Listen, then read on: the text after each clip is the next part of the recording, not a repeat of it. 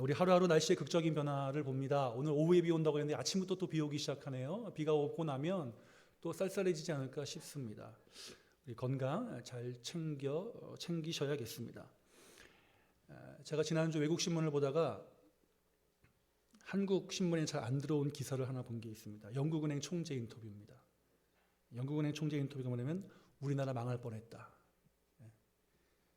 영국이 녹아내릴 뻔했다. 뭐 그런 이야기였습니다. 왜냐하면 신임 총리가 정책을 두 개를 내놨는데 완전 상반된 정책을 내놨어요.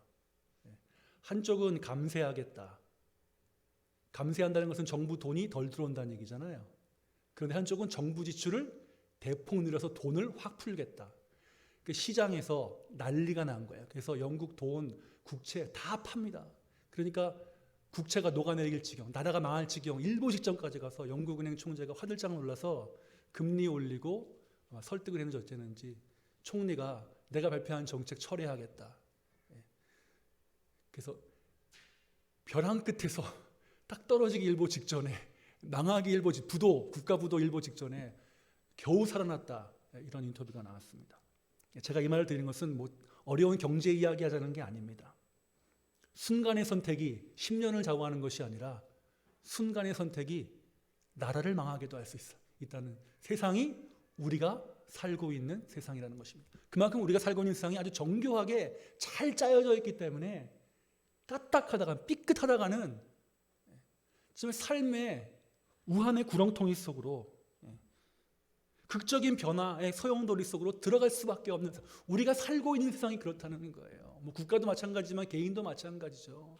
까딱 잘못 생각하고 잘못 말하고 그러면 우리의 평강이 깨질 수 있고 우리의 삶의 변화가 극적으로 생길 수 있는 것이 우리가 살고 있는 세상입니다. 그렇기 때문에 그리스도인은 이 세상의 한복판에서 더욱 주님을 의지하고 붙들어야 합니다.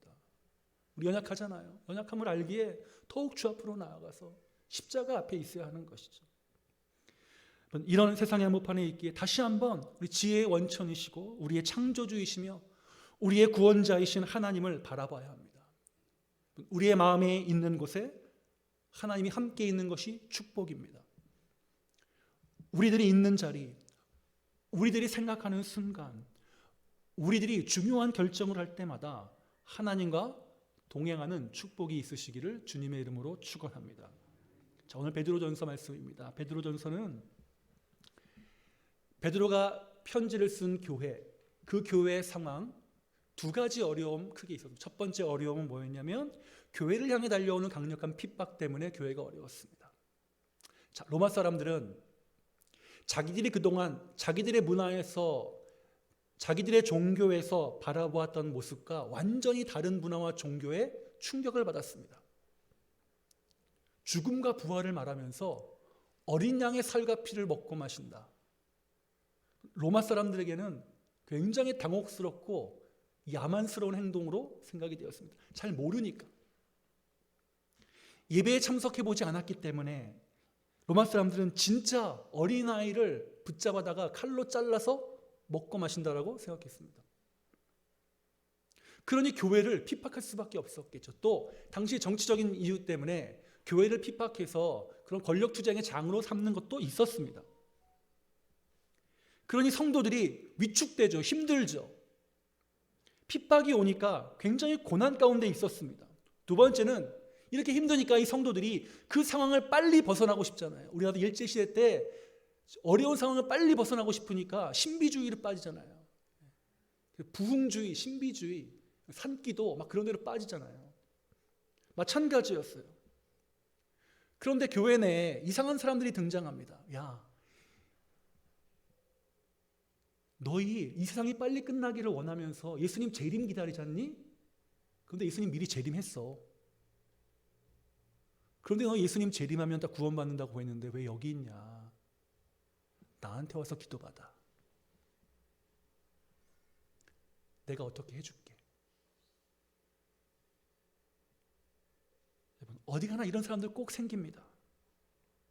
그러니까 혼란스러운 거예요. 교회 나오는 것 자체도 힘든데 교회 나오니까 자꾸 또 이상한 소리 하는 거예요. 엉뚱한 이야기들이 들리는 거예요. 그런데 엉뚱한 이야기가 아니라 진짜 또 그런 것 같기도 해요. 그러니까 사람들이 이래야 되는지 저래야 되는지 막 혼란스러운 상황이었어요.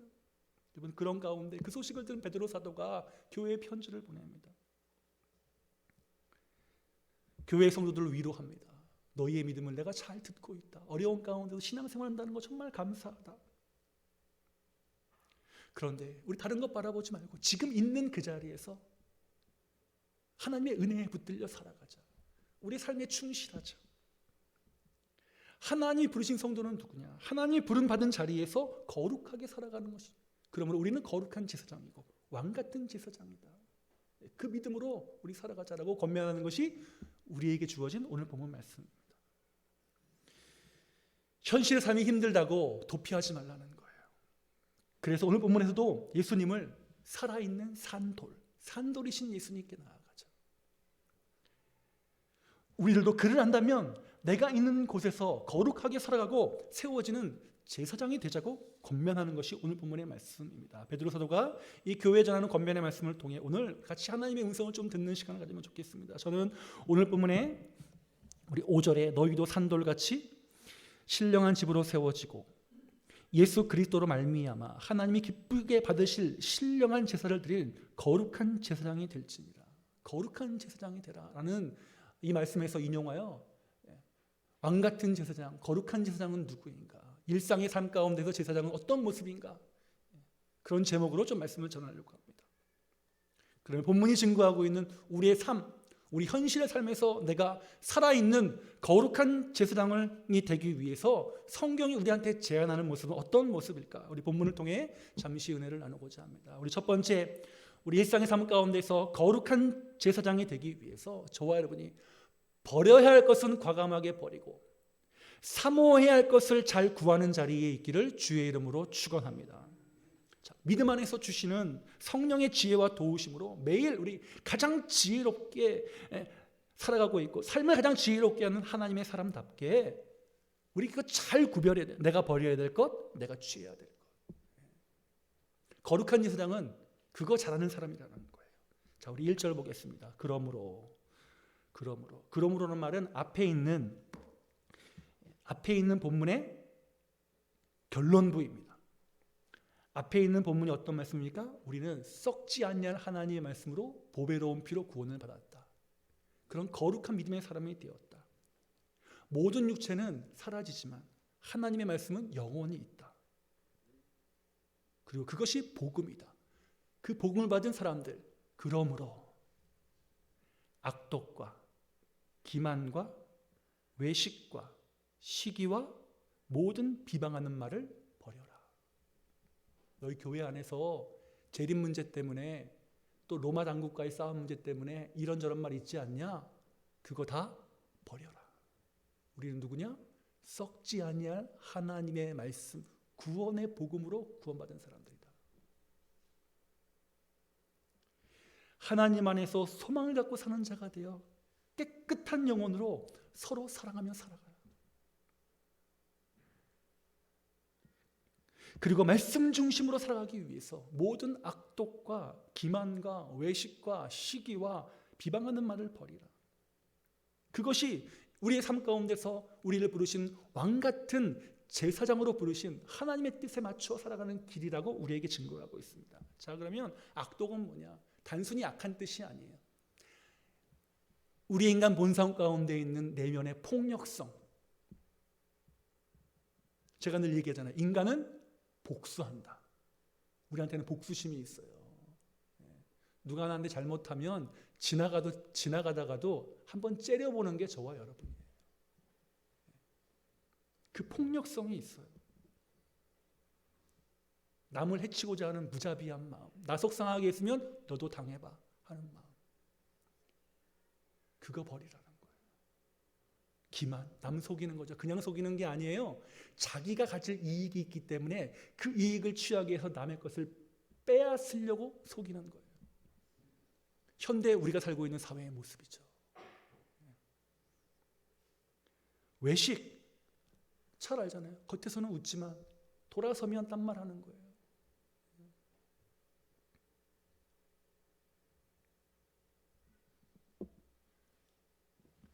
저희 큰아이가 일본 교토에서 공부하는데 이제 키가 170 크고 하니까 영어도 하고 일본어도 하고 한국말도 하고 뭐 하니까 애들이 무섭다 그런데요.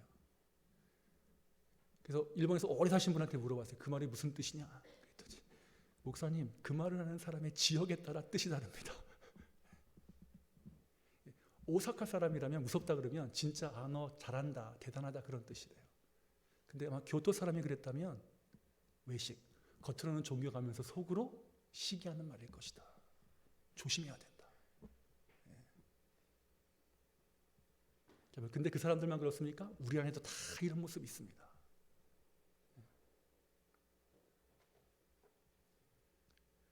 시기, 상대방 잘 되는 거 싫어하는 마음, 우리 안에 있는 거예요. 나는 붙잡혀가서 로마 당국에 붙잡혀가서 두들겨 맞고 왔는데 저 사람은 안 붙잡혀가네.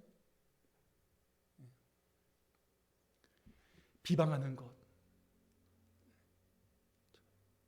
당시 교회가 어려움 가운데서 죽어나가는 사람들이 생기고 누가 밀고자인지도 모르고 서로 믿기 힘든 상황 가운데서 교회 내에 이런 모습이 있다면 소망을 바라볼 수 없잖아요.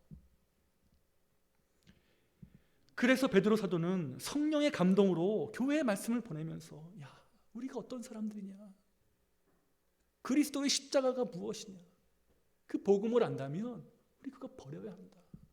우리가 하나 믿음으로 하나 되자. 우리의 산돌이신 예수 그리스도를 바라보고 우리 스스로 왕 같은 제사장이 되자라고 하는 거죠. 우리 썩지 아니하실 말씀의 능력으로 부름 받았기에 우리의 삶 가운데서 거룩한 제사장으로 살아가기 위해서 우리가 버려야 할 것을 과감하게 버려요. 하나님이 내 앞에 계심을 믿고, 그러면 우리가 이게 버려야 할 것이 있다면 추구해야 될 것이 있죠. 따라가야 될 것이 있죠. 2절, 갓난 아이와 같이 순전하고 신령한 젖을 사모하라. 하나님의 말씀을 사모하라. 신령한 하나님의 말씀이 내 영혼을 부요하게 하고 나를 영적으로 성장시켜야 합니다. 하나님의 말씀을 붙들어야 돼요. 앞에 거 버리고 우리가 다시 도달할 것은 뭐예요? 말씀이에요. 하나님 말씀이에요. 갓난 아이와 같이 영적으로 새롭게 태어난 사람들처럼 우리 하나님의 말씀에 대한 갈급함, 하나님 말씀으로부터 나에게 주실 것을 기대하는 그 순수한 마음, 그 마음이 우리가 이 땅 가운데서 거룩한 제사장으로 살게 하는 원동력이 된다는 것입니다. 내가 구원받은 사람이요, 하나님의 사람이요, 그리스도를 믿고 십자가의 은혜 안에 있는 사람임을 나타내는 증거가 뭐예요? 말씀을 사모하고 있는 것. 그것도 신령한 순전한 마음으로 사모하고 있는 것. 말씀을 사모함과 말씀으로 인한 자라감이 우리의 일상을 하나님 앞에서 거룩한 제사장으로 만들어가는 힘이 됩니다.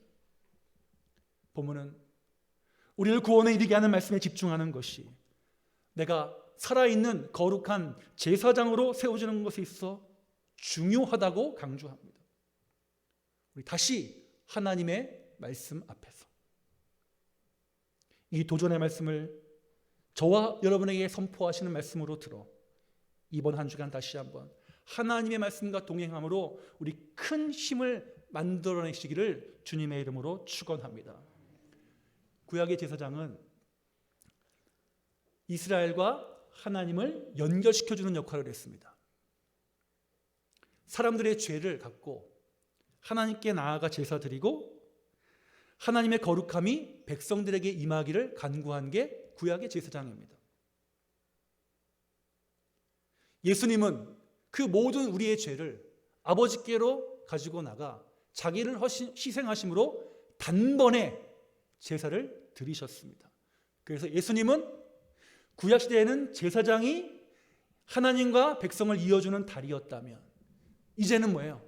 십자가의 예수 그리스도를 통해 우리는 단번에 하나님께로 나아갈 수 있게 되었습니다. 그 누구의 도움도 없이 우리의 고백과 우리의 믿음과 우리의 의지를 가지고 주께로 나아갈 수 있습니다. 누굴 통해서? 예수님을 통해서. 그리고 우리에게 거룩한 제사장이라고 부르십니다. 그러면 우리는 뭐 해야 돼요? 하나님과 세상을 이어주는 제사장. 내가 세상과 하나님을 잇는 다리가 되어야 한다는 거예요. 그게 거룩한 제사장이 이 땅에서 행해야 될 일이라는 거죠. 버리고 취한 사람이 해야 될 일, 다리가 되는 거.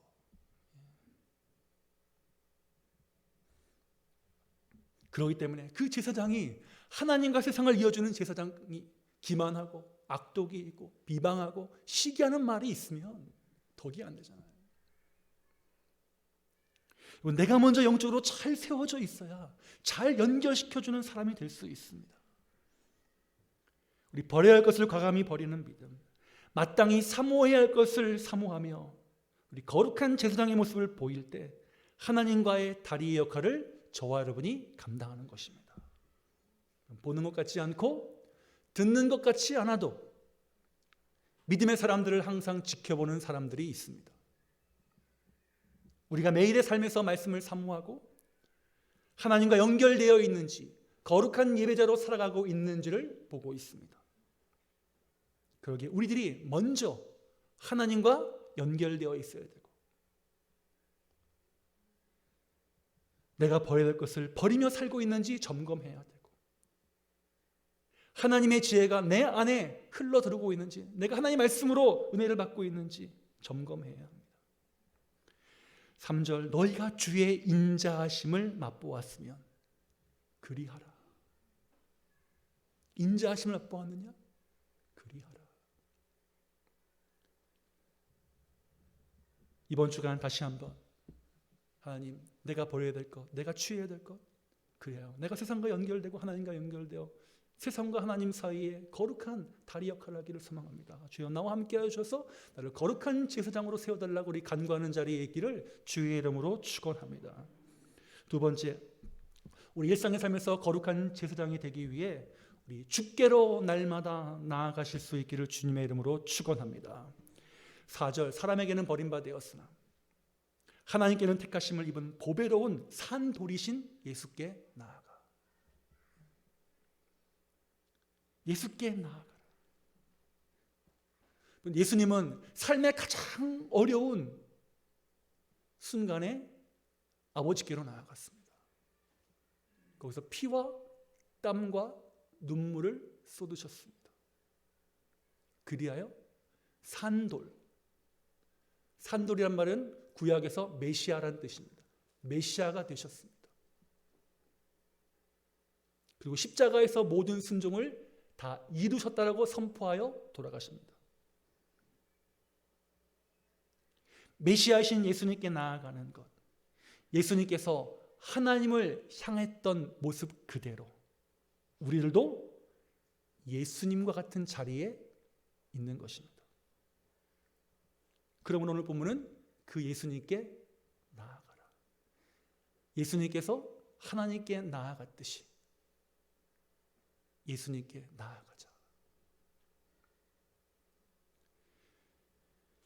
우리들도 예수님과 같이 기도와 순종의 자리로 나아가는 것입니다. 그를 닮아가기 위해 움직이는 것입니다. 예수님이 아니고 십자가가 앞이 아니고는 우리가 하나님께 기도할 수 없고 순종할 수 없습니다. 내가 하나님의 거룩한 제사장임을 증명하는 것, 간구하는 사람, 순종하는 사람임을 보이는 것입니다. 즉 예수님께 나아가라는 것은 예수님과 같이 간구하며 순종의 자리에 서라는 것입니다. 기도는 내 뜻대로 살지 않겠다는 선포입니다. 기도는 이 세상의 흐름에 저항하는 하나님의 가장 아름다운 방법입니다. 그 무엇으로도 사람을 규정할 수 없지만 기도는 우리를 하나님의 사람으로 규정합니다. 기도는 내가 십자가의 사람임을 드러내는 하나님의 방법입니다. 기도는 예수님께로 나아가는 가장 확실한 길입니다. 그렇기 때문에 예수를 믿으면서 그 예수 그리스도의 이름으로 기도하며 주의 인자를 맛본 사람은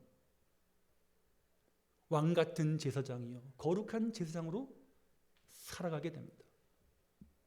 기도는 무엇입니까? 하나님을 향해 내가 죽는 자리입니다. 이 기도의 사람이 예수님처럼 순종의 자리로 나아갈 수 있습니다. 하나님 나라의 순종은 그냥 이루어지지 않습니다. 피와 땀과 눈물, 고통을 감내하며 예수님께로 나아온 사람만이 할 수 있는 것입니다.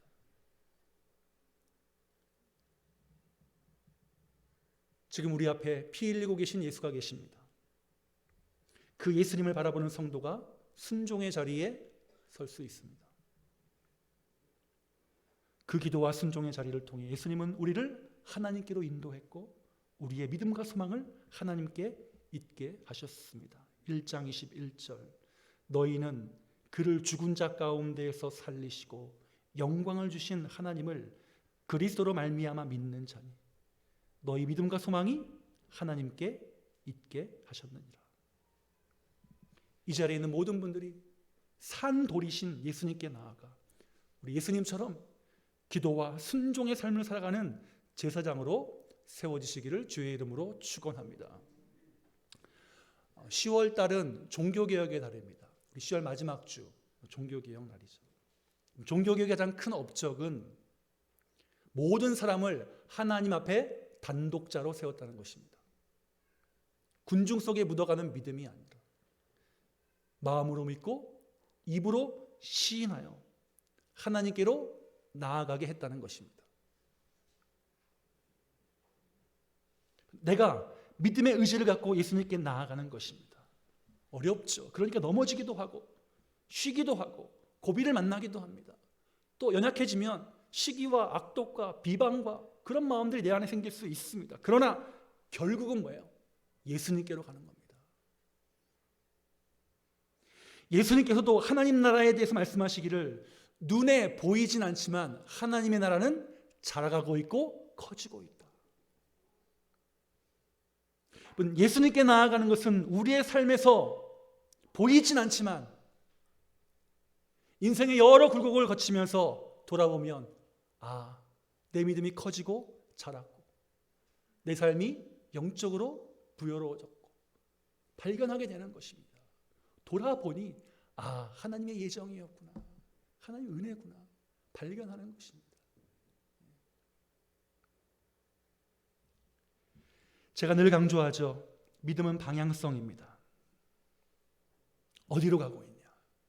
우리의 눈이 어디를 향하고 있느냐? 우리의 귀가 우리의 생각과 우리의 말이 어디를 향해 있느냐? 예수님께 나아가는 것은 우리가 만나는 현실의 어려운 문제를 해결하기 위한 요술방망이가 필요해서 나가는 게 아닙니다. 예수님께 항복하기 위해 나가는 겁니다. 두 손 들기 위해 나가는 겁니다. 무릎 꿇기 위해 나가는 겁니다. 이렇게 삶의 현장에서 거룩한 제사장은 예수님께 두 손 들고 나아가는 사람입니다. 모두가 다 하나님이 되어 잘난 시대에 예수님께 나아가는 자는 자기의 부족함을 알며 항복하며 나아가는 사람입니다. 우리 모두가 전적으로 그 예수님께 기도와 순종으로 나아가고 내 믿음의 고백으로 나아가고 나의 한계를 인정하며 나아가는 우리 복된 한 주간이 되시기를 주님의 이름으로 축원합니다. 마지막 세 번째, 우리의 삶에서 거룩한 제사장이 되기 위해 그리스도의 아름다운 덕을 선포하는 자리에 있기를 주님의 이름으로 축원합니다. 9절 그러나 너희는 유명한 말씀이죠. 택하신 족속이요 왕같은 제사장이요 거룩한 나라요 그의 소유가 된 백성이니 이는 너희를 어두운 데서 불러내어 그의 기이한 빛에 들어가 계신 이의 아름다운 덕을 선포하게 하려 하십니다. 왜 우리를 거룩한 제사장으로 부르시고 썩지 아니할 하나님 말씀으로 부르셔서 모든 것을 버리고 신령한 말씀을 사모하고 산돌이신 예수님께 나아가게 하셨냐? 그의 아름다운 덕을 선포하게 하려고. 너희가 그의 기이한 빛을 맛보았느냐? 그 기이한 빛의 은혜의 세례를 받았느냐? 그러면 그 빛을 가지고 주의 아름다운 덕을 선포하는 자리로 나아가라. 그것이 우리가 해야 될 일이라는 것입니다. 아까 우리 초대에 첫 번째 말씀드린 것처럼 세상과 연결시키는 제사장으로서의 역할, 거룩한 전도의 영성, 말씀을 증거하는 영성으로 거룩한 일상의 제사장으로 하나님 앞에 선 단독자로 이 세상에서 신앙의 바른 길을 걸어가며 믿음으로 살아가는 것. 그래서 결국은 뒤돌아보니 나를 통해 많은 사람들이 예수 그리스도의 빛을 받게 된 것. 아름다운 덕을 선포하는 제사장.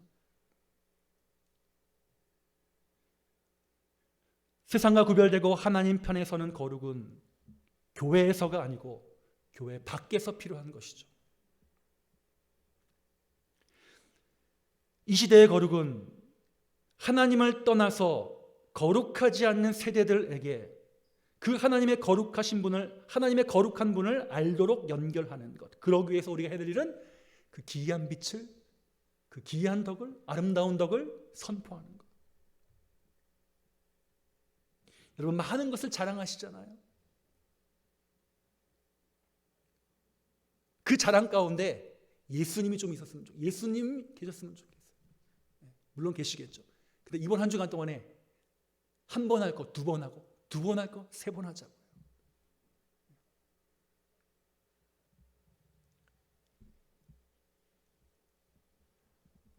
하나님의 은혜 가운데 붙들려 있기에 우리가 이 자리에 있고 예배할 수 있고 생업 가운데 감사함으로 살아갈 수 있습니다. 나를 나되게 하신 하나님, 내가 믿음을 가짐으로 영육간에 강건하게 살아갈 수 있도록 인도하시는 하나님, 항상 부족과 결핍을 느끼게 하는 세상 가운데서 하나님으로 인하여서 흔들리지 않고 만족감을 누리며 살 수 있게 하시는 그 하나님을 자랑하는 것. 거룩한 제사장으로 먼저 우리의 삶의 믿음의 우선순위를 잘 정하셔서 다시 한번 이번 한 주간 동안에 그 아름다운 덕을 선포하시는 자리에 있기를 주님의 이름으로 축원합니다. 자랑하려면 자랑하려면 내가 있어야 자랑하잖아요, 여러분. 있는 것 자랑하시는 거잖아요. 없는 것 자랑하지 않잖아요. 없는 것 자랑하면 허풍이라고 하죠. 은혜를 받아야 돼요. 내 안에 은혜가 있어야 돼요. 말씀의 능력이 있어야 돼요. 성령의 충만함이 있어야 돼요. 다시 한번 믿음의 열정이 있어야 됩니다. 주의 아름다운 덕을 선포하고 자랑한다는 것은 내 안에 주님이 살아있다는 증거입니다. 이 시대 하나님께서 기쁘게 받으실 거룩한 제사장은 내가 만난 예수님, 그 예수 그리스도 안에서 내가 받은 은혜, 그것을 증거하는 것입니다. 또 아름다운 덕을 선포하는 제사장의 입술은 거룩함을 지닌 사람입니다. 찬양의 입술로 하나님을 높이고 즐거워하는 사람입니다. 하나님과 세상을 잇는 사람이기에 다리를 놓고 이어주는 사람이기 때문에 우리 아름답지 않은 것을 드러내는 일을 삼가해야 합니다. 저에게 하시는 말씀입니다. 우리 무한한 긍휼을 얻은 자이기에 우리의 입술에 긍휼이 있어야 합니다. 제가 요새 여기 뭐 생각하는 것 가운데 계속 생각하다가 끝 결과가 뭐냐면 불쌍하다. 참 불쌍하다. 아름다운 덕을 선포하는 제사장은 받은 은혜로 살아가는 사람입니다. 우리 은혜 받았잖아요. 내 안에 뭐가 있는지 다 나타납니다. 여러분 인생 사실 만큼 사시고 계시잖아요. 사람과 만나서 대화하다 보면 저 사람 생각 지금 뭐 하고 있구나 이제 아시지 않습니까? 그런 인생의 경험 다 있잖아요. 그러니까 우리 안에 있는 거 숨길 수 없고 다 드러납니다. 그 가운데 드러나는 가운데 이번 한 주간 동안에 주의 아름다운 덕을 선전하는 은혜가 있었으면 좋겠습니다. 서로 안에 있는 하나님을 나타내는 내 열심을 내므로 이 자리에 있는 모두가 다시 한번 귀한 빛의 세례를 받은 사람들로서 주의 아름다운 덕을 선전하는 거룩한 제사장들로 세워지시기를 주님의 이름으로 축원합니다. 기도하겠습니다. 주님 감사합니다. 우리를 썩지 아니할 영원한 말씀으로 불러주시고 그 복음의 은혜 가운데 세워주심으로 말미암아 우리의 삶에 길을 열어주시고 우리의 삶의 등불이 되어주시고 십자가의 영광의 세례를 받게 하신 아버지 하나님, 오늘 말씀처럼 하나님이 기쁘게 받으실 거룩한 왕같은 제사장이 되기 위해 우리가 버려야 할 것은 과감하게 버리고 하나님의 말씀을 사모하며 그 말씀을 사모하는 자세로 세상과 연결시키며 주께서 예수님께서 아버지께 나아갔듯이 우리도 그 믿음으로 예수님께 나아가고 그리하여 그 기이한 빛을 구원을 받은 사람들로서 아름다운 덕을 선전하는 자리에 있게 하여 주옵소서. 감사드리며 우리 주 예수 그리스도의 이름으로 기도합니다. 아멘.